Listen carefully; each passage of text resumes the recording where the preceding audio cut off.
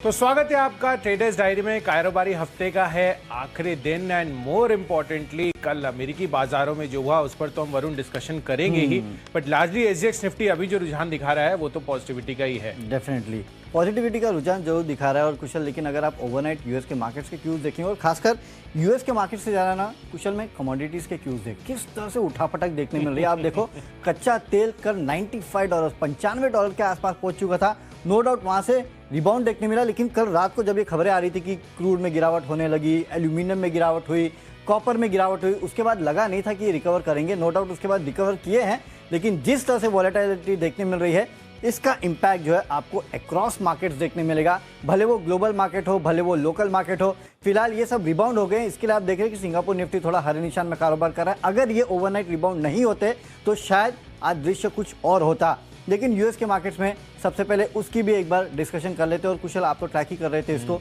कैसा रहा यूएस का मार्केट कल? कैसा रहा कल? तो बहुत ही भारी उठापटक रही और कल तो मैं जब बाजार इसके यूएस के बाजार 7 बजे खुले थे तो गैप डाउन ओपनिंग हमें देखने को मिली। आई मीन 600 अंकों से ज्यादा की गिरावट डाउ जोन्स में आती हुई दिखी और आप देखिए ऑलमोस्ट दिन के हाई पॉइंट पर जाकर बंद होते हुए नजर आए। 142 अंक नीचे ही यहाँ पर ये ट्रेड कर रहे थे। तो कहीं ना कहीं निचले स्तरों से जो बेहतरीन रिकवरी डाउ जोन्स में आती हुई दिखी वो एक क्लियर कट संकेत बन रहा था कि आज एसजीएक्स निफ्टी जो है, इनफैक्ट कल भी मैं देख रहा था तो करीब 40-50 अंकों की गिरावट एसजीएक्स निफ्टी में आती हुई दिख रही थी जिस तरह से यूएस मार्केट्स जब खुले थे। पर उसके बाद वहां पर भी रिकवरी आई और अभी आप देख रहे हैं तो ऑलमोस्ट 40 अंकों की तेजी के साथ एसजीएक्स निफ्टी कारोबार कर रहा है और नैस्डैक तो हरे निशान में बंद होने में सफल हुआ। तो काफी भारी उतार चढ़ाव कल के सत्र में अमेरिकी बाजारों में था। हालांकि यूरोपियन मार्केट में ऐसा नहीं देखने को मिला। 1 से 1.5%, इनफैक्ट 1.5% मैं औसतन कहूंगा, तमाम जो तीनों इंडाइसेस है वहां पर गिरावट हमें आती हुई दिखी और वो निचले स्तरों से रिकवर नहीं हो पाए। तो यूरोपियन मार्केट से थोड़ी सी चिंता का संकेत है, बट लार्जली अमेरिकी बाजारों में एक शार्प रिबाउंड है और आज तो डेफिनेटली काफी इंपॉर्टेंट दिन है कच्चे तेल के लिहाज से, क्योंकि president Joe Biden Saudi Arabia का दौरा करने वाले हैं। तो वहां से वो क्या बोलते हैं, उसके बाद क्या निर्णय निकल कर आता है। सऊदी अरब जो है और ज्यादा कैपेसिटी पर प्रोडक्शन ऑयल बढ़ाएंगे या नहीं बढ़ाएंगे, ये सभी चीजों पर आज या कल में हमें फैसला आता हुआ नजर आएगा। बट लार्जली जिस तरह का रुझान अभी बना हुआ है, इनफैक्ट $95 के नीचे क्रूड जाता हुआ दिखा, 94.52 टू बी प्रिसाइज। यहां पर ब्रेंट क्रूड लेवल्स आते हुए दिखे थे। कल भी सर बोल रहे थे कि कल $95 के नीचे ला दीजिए। तो अनिल सर की बात कहीं ना कहीं कल के सत्र में फिर से सच होती हुई दिखी, बट देखना होगा कि आज जिस तरह से वापस से $100 पे क्रूड पहुंचता हुआ दिखा है, अगेन ये वापस नीचे डाउनवर्ड ट्रेजेक्टरी वापस से बनाता हुआ नजर आता है या नहीं। तो ओवरऑल भारी उठापटक और खासकर मेटल काउंटर्स, अगेन ये भी मैं बता दूं, निकेल कल के दिन में ही 9% तक की गिरावट वहां पर भी आती हुई नजर आई। तो कहीं ना कहीं मेटल स्पेस पर भारी उठापटक है और लार्जली जिस तरह से कच्चा तेल में गिरकर वापस से रिबाउंड आया, काफी वॉलेटाइल सेशन है डेफिनेटली। लेकिन हर देश की हर मार्केट की अपनी चिंता है और उस चिंता के बीच में सारे मार्केट जो है या तो डूबते हैं या उभरते हैं। लेकिन कल कुशल एक अच्छी बात हुई है। क्या? एफआईएस की खरीदारी फाइनली कुछ तो खरीदा है, ज़्यादा नहीं खरीदा लेकिन कुछ तो खरीदा। और पिछले कुछ दिनों से संकेत मिल रहे थे जो कम ये बेच रहे थे और हमने आपको याद होगा कुछ समय पहले, महीने भर पहले एक लिंक भी किया था कि किस तरह से एफआईएस की जो पोजीशन है वो काफ़ी कम हो चुकी है और यहाँ से बेचने के लिए ज़्यादा बचा नहीं है। तो अब बेचोगे क्या? बेचने के लिए बचा ही नहीं है। तो थोड़ी बहुत खरीदारी वो देखने मिल रही है, वो एक अच्छी बात है। लेकिन नो डाउट कब तक ये होगा ये पता नहीं। लेकिन चलिए कुशल, फिर आज शुरुआत कर देते हैं। मेरी टीम में 4 सेल आइडियाज़ है, लेकिन कैश के काउंटर के साथ शुरुआत करते हैं। चलिए आज मैं ही शुरुआत कर देता हूँ और कैश का काउंटर जो मैंने चुना है वो आपको बता देता हूँ और वो है नियोजन केमिकल। यहाँ पे आपको खरीदारी करना है। तो बेसिकली हुआ यह है कि प्लूटस वेल्थ मैनेजमेंट ने इस कंपनी में शेयर खरीदे हैं और करीब 1.25 लाख शेयर जो है इस काउंटर में खरीदे हैं। 1300 के भाव पे ये काउंटर में जो उन्होंने खरीदारी की है और ओपन मार्केट से खरीदारी की है। देखिए मैं हमेशा कहता हूँ कि एक तो बेचने वाले से खरीदने वाला ज़्यादा बड़ा होता है। क्यों? क्योंकि उसके सामने रिस्क होती है। बेचने वाला तो अपना रिस्क छोड़ के चला जाता है। तो कहीं ना कहीं अगर इन लेवल पे प्लूटस वेल्थ मैनेजमेंट खरीदारी कर रहा है, इसका मतलब उनके पास कन्विक्शन है कि यहाँ से स्टॉक में तेज़ी बनेगी। 1350 के लेवल के लिए आज इस खबर के चलते आप खरीदारी कीजिएगा। 1275 का स्टॉप लॉस रखना है। लेकिन याद रखिएगा जब भी इस तरह के फंड्स खरीदते हैं तब इन स्टॉक्स में रह के तेज़ी ज़रूर आती है। शायद थोड़ा आप लंबा समय देंगे ना, 1500-1600 के आसपास के लेवल भी एक काउंटर दिखा सकता है। लेकिन आज क्योंकि ये खबर आई है तो आपको खरीदारी करना है 1350 के लेवल के लिए। कुशल, आपका कैश का काउंटर? बिल्कुल। कैश का काउंटर मैं बताऊं इससे पहले मैं अपनी टीम का लार्जली जो रुझान है वो ऑलमोस्ट मिक्स्ड है। 5 खरीदारी 5 बिकवाली का रुझान अभी तक बना हुआ है एंड लार्जली मुझे लग रहा है कि यहाँ पर आपको फोकस आज के सत्र में करना चाहिए ऑटो स्पेस पर। मुझे लग रहा है कि वहाँ पर एक अच्छा बाउंस बैक आता नजर आ सकता है, खासकर अगर आप स्पेसिफिकली ऑटो एंसिलरी की बात करें तो यहाँ पर मुझे काउंटर्स काफ़ी इंटरेस्टिंग लग रहे हैं। इनफैक्ट आप अपने लॉन्ग टर्म पोर्टफोलियो में भी इसको शामिल कर चल सकते हैं। कैश सेगमेंट से सुप्राजीत इंजीनियरिंग ये स्टॉक मैंने चुना है। आप देखिए वायर्स एंड केबल्स इंडस्ट्री में है और पैसेंजर व्हीकल्स के लिए अब इनका बड़ा मार्केट शेयर आता हुआ नजर आ रहा है। In fact company particularly two wheeler पर काफ़ी सालों तक फोकस रही थी, पर उसके बाद अगर आप अभी देखें तो इन्होंने मार्केट शेयर अपना स्प्लिट कर लिया। इनफैक्ट माफ कीजिएगा, जो रेवेन्यू शेयर है उसको स्प्लिट कर लिया है और पैसेंजर व्हीकल्स पर भी काफ़ी बड़ी कॉन्ट्रीब्यूशन अब इनकी आती हुई नजर आ रही है। और जिस तरह से पैसेंजर व्हीकल्स की ग्रोथ हमें देखने को मिल रही है वो डेफिनेटली इनके लिए काफ़ी ज़्यादा पॉजिटिव रह सकती है। एंड ओईएम्स की तरफ से तो आप जिस तरह से कमोडिटी प्राइसेस में गिरावट देख रहे हैं, खासकर स्टील में जो लगातार गिरावट देखने को मिल रही है वो तो उनके लिए पॉजिटिव है ही। और जिस तरह से अभी डिमांड स्ट्रक्चर बना हुआ है पैसेंजर व्हीकल्स के लिए वो इनके लिए भी काफ़ी पॉजिटिव रह सकता है। इस वजह से सुप्राजीत इंजीनियरिंग आज अच्छी खरीदारी का कैंडिडेट बन रहा है। 347 रुपए के टारगेट के लिए खरीदारी करनी है, 333 रुपए, 3 रुपए नीचे आपको यहाँ पर स्टॉप लॉस लगाना है। चलिए बढ़ते हैं अब डेरिवेटिव स्पेस की तरफ और यहाँ पर मेरा बिकवाली का रुझान जो है बना हुआ है। बट लार्जली कल जो सबसे बड़ा फोकस था वो बैंक्स और एनबीएफसीज पर ही था। तो काफ़ी ज़्यादा रिस्की बेट था क्योंकि इनिशियल 1 घंटे में जिस तरह से हमने देखा कि बैंक निफ्टी में अच्छी तेज़ी आती हुई नजर आई, पर उसके बाद कन्विक्शन जो था ना वो जो सीपीआई के डेटा आए थे और जो क्यूज़ बन रहे थे वो काफ़ी हाई था वरुण। इस वजह से ही मैंने काफ़ी सारे बैंकिंग काउंटर्स कल अपनी सूची में शामिल किए थे और आप देखिए वहाँ पर एक्सिस बैंक, एसबीआई, इन तमाम काउंटर्स में ऊपरी स्तर से भारी गिरावट देखने को मिली। तो कहीं ना कहीं ये रुझान कुछ हद तक ठीक पड़ता हुआ नजर आया इनिशियल हिकअप्स के बाद। तो चलिए अब मैं अपने फ्यूचर्स और ऑप्शंस की कैटेगरी बता देता हूँ। यहाँ पर मेटल स्पेस है, जिस तरह से कमोडिटी में हम देख रहे हैं कि भारी उतार चढ़ाव देखने को मिला है, मुझे लग रहा है कि यहाँ पर बिकवाली करने की राय है। एल्यूमिनियम कल करीबन 1.5% गिरा, बट उससे ज़्यादा मुझे लग रहा है कि यहाँ पर जो यूएस की कंपनी है वहाँ पर करीबन 5-5.5% तक की गिरावट अल्कोआ में भी आती हुई नजर आई। तो उस वजह से मुझे लग रहा है कि आज जो एल्यूमिनियम स्पेस की काउंटर्स हैं वहाँ पर आपको दबाव देखने को मिल सकता है। तो फ्यूचर्स कैटेगरी में हिंडाल्को बेच करके चलना है। सबसे पहले तो 338 रुपए के टारगेट के लिए यहाँ पर आपको बिकवाली करनी है और जो स्टॉप लॉस रहेगा ऊपर 353 रुपए, ये आपको इसमें फिक्स कर चलना है। 349 350 के आसपास की प्राइसिंग है, बट स्टॉप लॉस आपको स्ट्रिक्टली फॉलो करना है। इनफैक्ट नाल्को माफ कीजिएगा, कैश और फ्यूचर्स की तो हो गई कैटेगरी, अब वरुण की बारी है, तो वरुण बताएंगे। डेफिनेटली, तो फ्यूचर में मैं भी बिकवाली करके चल रहा हूँ। देखिए कुशल और हिंदुस्तान कॉपर, यहाँ पे मैंने बिकवाली की है। जाहिर सी बात है जिस तरह से क्रॉस मेटल का गिरावट देखने मिली, अगर अभी आप देखेंगे ना तो आपको मेटल इंडेक्सेस हल्के हरे निशान में देखने मिलेंगे। वो इसलिए है क्योंकि कल काफ़ी गिरावट हो चुकी थी, वहाँ से थोड़े बहुत संभले हैं, लेकिन कल जिस तरह से गिरावट हुई है और खासकर कॉपर के दाम में देखिए अब क्या गिरावट देखने मिल रही है। मल्टी मंथ लो पे कॉपर जो है वो अब पहुंच चुका है, तो उसके चलते आज यहाँ पे गिरावट हो सकती है। इनफैक्ट तकलीफ ये है ना कुशल कि हिंदुस्तान कॉपर याद नहीं रहता कि ये फ्यूचर्स में भी है, कुछ समय पहले ये फ्यूचर्स में भी आया है, लेकिन हाँ आप यहाँ आज बिकवाली करके चल सकते हैं। अक्रॉस मेटल स्पेस आज आपको बिकवाली देखने मिलेगी। 86 के लेवल के लिए आप बिकवाली कीजिएगा। 91 रुपीज़ का आपको आज एक स्टॉप लॉस भी रखना है। अब अगली कैटेगरी है ऑप्शंस की कैटेगरी, और ऑप्शंस में एसीसी। आज इनफैक्ट जितने भी सीमेंट काउंटर्स है ना वहाँ पे आपको प्रेशर देखने मिलेगा, क्योंकि एसीसी ने अपने जो नतीजे घोषित किए हैं वो काफ़ी ज़्यादा कमज़ोर है। आए तो अनुमान से बेहतर है, 15% के आसपास की बढ़ोतरी देखने मिली, लेकिन आप एबिटा को देख लीजिए इस कंपनी का। 593 करोड़ का अनुमान था, 425 करोड़ पे आया है। मार्जिन 13.5 का अनुमान था, 9.5% पे आए हैं और ये 22.5% से गिर के आए हैं। मुनाफा 324 करोड़ का अनुमान था, 222 करोड़ पे आया है, करीब 58% के आसपास की गिरावट यहाँ भी देखने मिली है।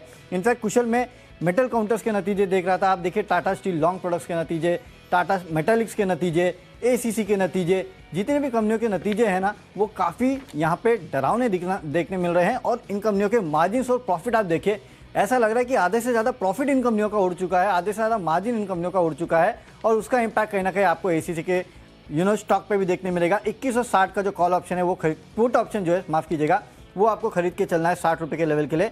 40 रुपये का आपको स्टॉप लॉस भी रखना है। इस बीच एक इंपॉर्टेंट खबर भी आते हुए, Q2 में चीन का जो जीडीपी ग्रोथ है 0.4, यस ग्रो ही नहीं किया। ग्रो ही नहीं किया, जीरो ही लिख देते। ग्रो ही नहीं किया। एंड इस पर काफी बड़ी नजर बनी हुई थी वरुण। इनफैक्ट मैं देख रहा था कल यहाँ पर जो एनालिस्ट एस्टिमेट करके चल रहे हैं ना, वो 1% का करके। कितना? 1% बढ़ेगा जीडीपी ग्रोथ। यस, और ये 0.4 0.4%। अरे बाप रे, वो भी चाइना जैसी इकोनॉमी में इस तरह का अगर जीडीपी ग्रोथ आए तो अब हम समझ सकते हैं कि हो सकता है कि मेटल काउंटर्स आज 2-4 और ले लेते तो अच्छा होता अपने टीम में। लेकिन नो डाउट आज मेटल काउंटर्स की पिटाई होगी। ये जो चाइना का जीडीपी आंकड़ा आया है ये काफी खराब है, और जैसे कि कुशल कह रहे हैं कि अनुमान 1% का था, उसके आसपास भी नहीं आया है, सीधे उसके आधे से भी कम आया है, 0.4% के आसपास वाई आया है। तो इसका इंपैक्ट आपको देखने मिलेगा। एक बार एशियन मार्केट्स अगर आप स्क्रीन पे लेके आए तो शायद वहां पे आपको और ज्यादा पता चलेगा कि किस तरह का इंपैक्ट देखने मिल रहा है। शंघाई, हैंगसेंग, निक्केई, इन सभी मार्केट्स को अपने स्क्रीन पे लाइएगा, शायद उसके बाद आपको समझ में आएगा कि किस तरह का इंपैक्ट देखने मिला है। क्योंकि जाहिर सी बात है सुबह से वैसे भी वो लाल निशान में कारोबार कर रहे थे, हो सकता है कि यहाँ पे आपको और डीप कट्स जो है इन मार्केट्स में देखने मिल सकता है।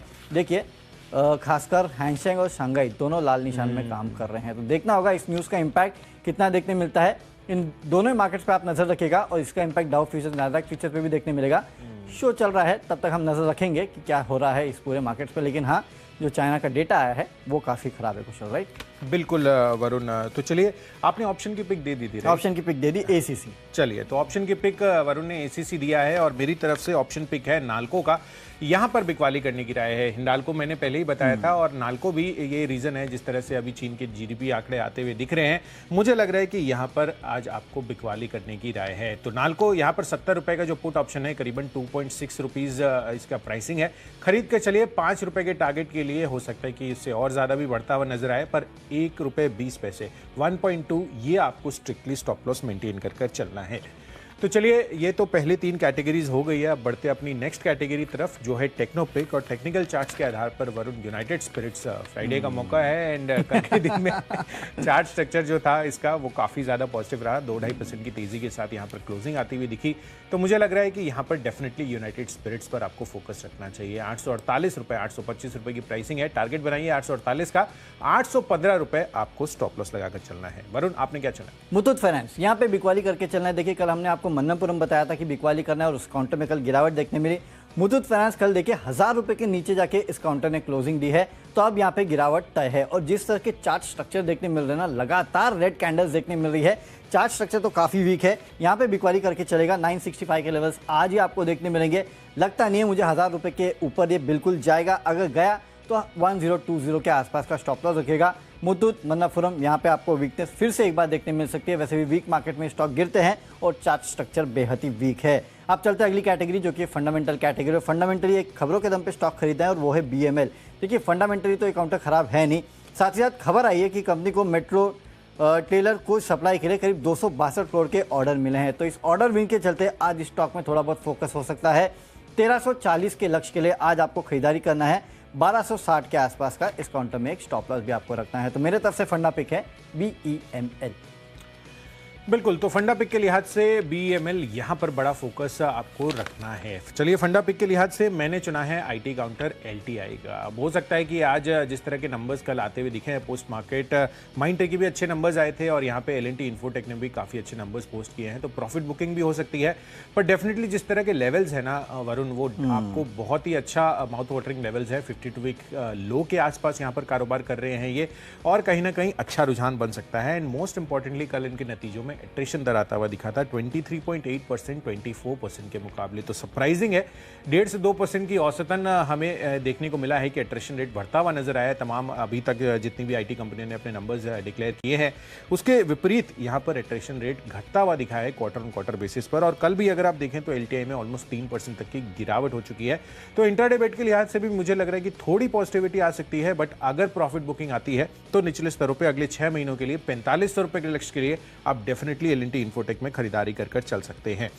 चलिए, तो फंडा पिक हो गई। अब बढ़ते हैं अपनी अगली कैटेगरी, जो है इन्वेस्टमेंट की। और निवेश के लिहाज से मुझे ऑटो OEM दिग्गज पैसेंजर व्हीकल्स में मारुति सुजुकी काफ़ी पसंद आ रहा है। इनफैक्ट यहाँ पर अच्छी तेज़ी और बनती हुई नज़र आ सकती है, क्योंकि जिस तरह से फैक्टर्स अभी चाइना के भी आते हुए दिख रहे हैं, मुझे लग रहा है कि यहाँ पर इनके लिए काफ़ी पॉजिटिव न्यूज़ है, खासकर रॉ मटेरियल फ्रंट पर। तो कंपनी की मार्जिन जो हैं एक वो संभलती हुई नजर आएंगी, और आगे चलकर यहाँ पर अच्छी तेज़ी का अनुमान मैक्वेरी भी लगाकर चल रहे हैं, जिन्होंने यहाँ पर आउट परफॉर्म की रेटिंग बरकरार रखते हुए 9 9,605 रुपए के अब टारगेट दिए हैं, तो करीबन 500 रुपए इन्होंने टारगेट्स बढ़ाए हैं जो पहले इन्होंने एस्टिमेट्स दिए थे। तो अगले 6 महीनों में 9700 रुपए के लक्ष्य तो मैं भी अनुमान करके चल रहा हूँ। तो मारुति सुजुकी निवेश के लिहाज से, चलिए निवेश के लिहाज से मुझे एक एफएमसीजी काउंटर प्रताप स्नैक यहाँ पे पसंद आता है। इसके पहले भी मैंने आपको याद होगा अप्रैल के महीने में आपसे कहा था कि प्रताप स्नैक्स को अपने पोर्टफोलियो में शामिल कीजिएगा।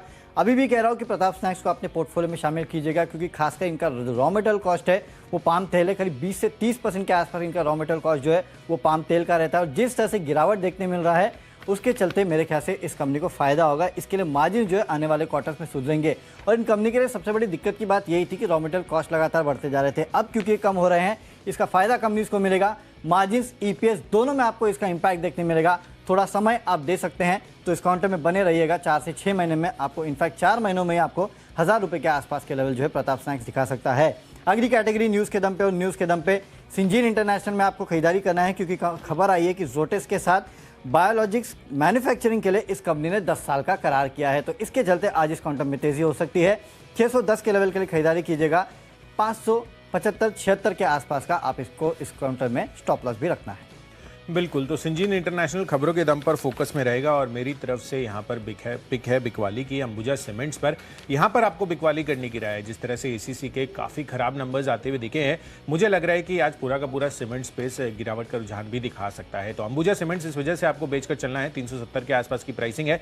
359 रुपीज़ का टारगेट रखिए। 374 रुपये हायर साइड पर आपको स्टॉप लॉस लगाना है। तो चलिए, खबरों के दम पर भी स्टॉक्स तो हमने पूरे कर लिए हैं। चलते हमारी आखिरी कैटेगरी जो कि है माई चॉइस की कैटेगरी, और यहाँ पे मेरे पास 2 खरीदारी, एक बिकवाली के कॉल है। सबसे पहले खरीदारी के कॉल बता देता हूँ। यहाँ पे टाटा एलेक्सी, यहाँ पे आपको खरीदारी करना है। देखिए, वैसे तो लॉन्ग टर्म के लिए मैंने आपसे कहा भी है कि 9,500 के आसपास के लेवल आपको इस काउंटर में देखने मिलेंगे।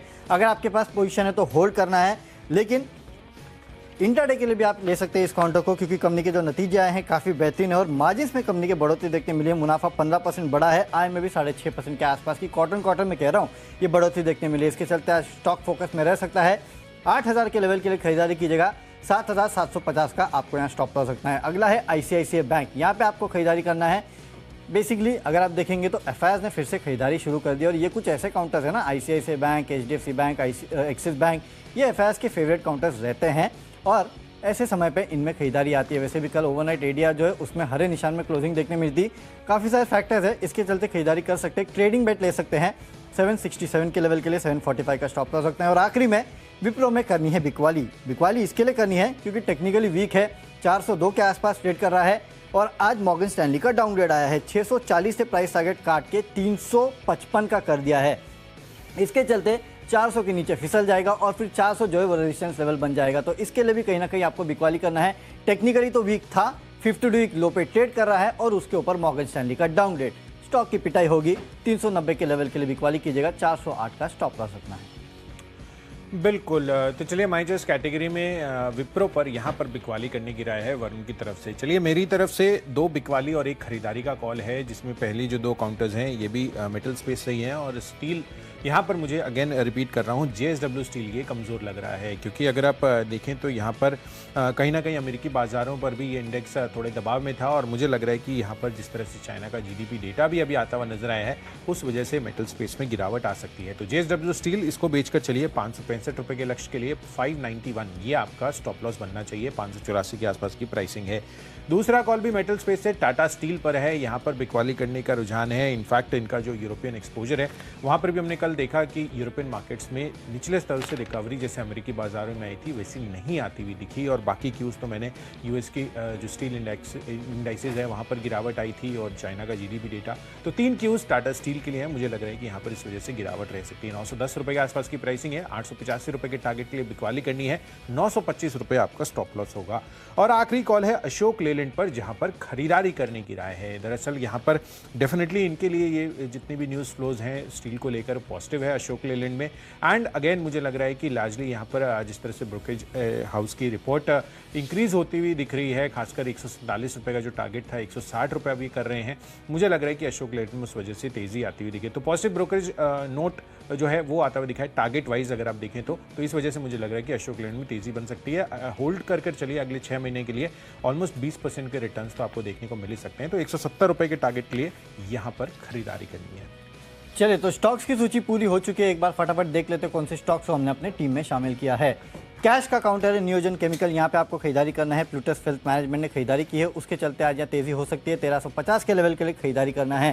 फ्यूचर में हिंदुस्तान कॉपर में आपको बिकवाली करना है। ऑप्शंस में एसीसी का 2160 का पुट ऑप्शन आपको खरीदना है। कमजोर नतीजों के चलते यहाँ पे बिकवाली हो सकती है, 60 रुपए के लेवल देखने मिल सकते हैं। टेक्निकली मुथूट फाइनेंस कमजोर लगता है। फंडामेंटली बीएमएल में खरीदारी करना है क्योंकि इस कंपनी को 262 करोड़ के ऑर्डर मिले हैं। निवेश करना है प्रताप स्नैक्स में, 4 महीने में 1000 रुपए के लेवल देखने मिलेंगे। खबरें सिंजीन में है, यहाँ पे खरीदारी कीजिएगा। माई चॉइस में टाटा एलेक्सी और आईसीआईसीआई बैंक में करनी है खरीदारी, और विप्रो में आपको करनी है बिकवाली 390 के लेवल के लिए। और आज का मेरा बेस्ट पिक है मुथूट फाइनेंस, लगातार वीकनेस दिखा रहा है। कल तो 1000 रुपए के नीचे भी काउंटर जा चुका है, यहाँ पे आपको अच्छा खासा प्रेशर और देखने मिल सकता है। 965 के लेवल के लिए बिकवाली कीजिएगा। 1020 का स्टॉप लॉस भी आपको रखना है। चलिए, cash spaces, Suprajit engineering, auto ancillary और ऑटोज आज फोकस में रह सकते हैं और यहाँ पर इस वजह से खरीदारी करने की राय है। मेटल स्पेस में मेरे को लग रहा है कि आज गिरावट रह सकती है, खासकर एल्यूमिनियम स्पेस, हिंडाल्को और नाल्को यहाँ पर बिकवाली कर चलिए। और यूनाइटेड स्पिरिट्स, एलएनटी इन्फोटेक में खरीदारी करनी है। Chart structure wise united spirits का काउंटर अच्छा लग रहा है। एलएनटी के नतीजे बेहतर साइड पर आते हुए दिख रहे हैं, तो लॉन्ग टर्म अवधि के लिए आप इसको शामिल कर सकते हैं। मारुति सुजुकी भी पसंद आ रहा है, पॉजिटिव ब्रोकरेज नोट मैक्वेरी की तरफ से आता हुआ दिख रहा है। 6 महीनों में 9700 रुपए के टारगेट के लिए, पर बिकवाली आपको करनी है अंबुजा सीमेंट एसीसी के नतीजों के बाद। और माई चॉइस कैटेगरी में जेएसडब्ल्यू स्टील, टाटा स्टील बेच कर चलिए, पर अशोक लेलैंड में अगले 6 महीनों के में आपको 170 रुपए के टारगेट भी देखने को मिल सकते हैं। इन सब में आज के लिए जो मेरा बेस्ट पिक है वो है मारुति सुजुकी पर। यहां पर मैक्वेरी की तरफ से जो टारगेट रेज किए गए हैं 9605 रुपए के लक्ष्य दिए, 9110 रुपए से बढ़ाकर, वो डेफिनेटली काफी पॉजिटिव है। और कल ग्लोबल कमोडिटीज में स्टील की कीमतों में भी गिरावट आई थी, तो मुझे लग रहा है कि यहां पर इस वजह से आपको खरीदारी करके चलनी चाहिए मारुति सुजुकी में 9700 के टारगेट के लिए।